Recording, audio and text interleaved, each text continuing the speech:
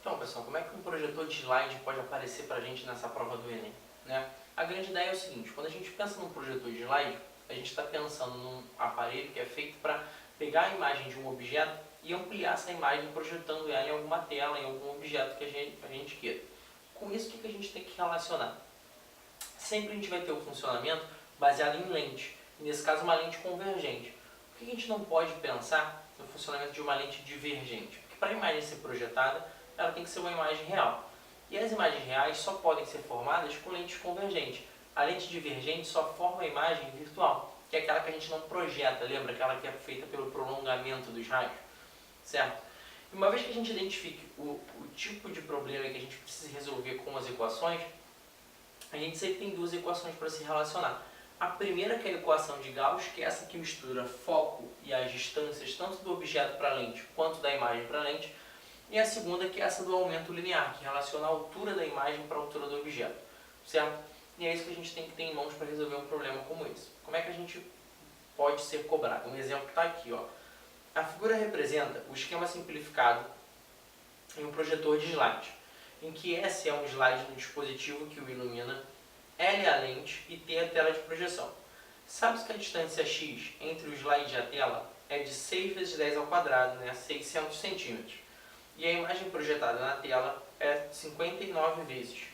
É ampliada 59 vezes, ou seja, a imagem ela é bem maior que o nosso objeto, como normal. Você vai projetar um slide na parede, você prefere que ele fique maior, você não vai querer reduzir essa imagem. Tudo bem? Nessa situação, conclui-se que... Então, qual é a ideia? A gente tem a lente convergente que a gente está pensando. A gente tem aqui ó, o nosso objeto e a imagem projetada. A imagem é ampliada e ela é invertida em relação ao objeto. Vê se você percebe isso.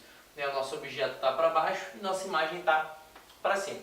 E ele fala as opções de lentes com distâncias focais variadas. Qual é a ideia? Já consigo eliminar letra A e letra E, que são as que falam de lentes divergentes. A gente tem que descobrir a distância focal dessa lente. Para isso, eu vou começar pela ampliação pelo aumento linear.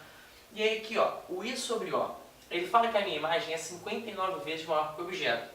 Então essa razão é de 59. E por que ficou negativa essa razão? Porque essa imagem é invertida em relação ao objeto. Logo, qual é a ideia? Ela tem que entrar com um sinal de menos. Tudo bem? Igual a menos o P' sobre o P, a gente organiza isso numa relação onde o P é igual a 59 vezes o P'. Só que qual é o grande problema? A gente não consegue resolver isso, né? Porque é uma equação com duas variáveis. Mas tem uma relação que a gente tem na figura que é essa distância inteira, desde o slide até a tela que a gente vai fazer. E ele fala que isso tudo vale 600 centímetros, que é o nosso P somado com o nosso P'. Então, P mais P' igual a 600 e o P' é 59P. Se você fizer um sistema entre essas duas, você acha que o P' vale 10 centímetros e o P vale 590 centímetros. Agora que a gente já sabe o P, né, que é a distância entre o objeto e a nossa lente, e a gente já sabe o P', que é a distância da imagem até a lente, a gente consegue descobrir a distância focal usando a equação de Gauss, com F igual a P vezes P' dividido por P mais P'.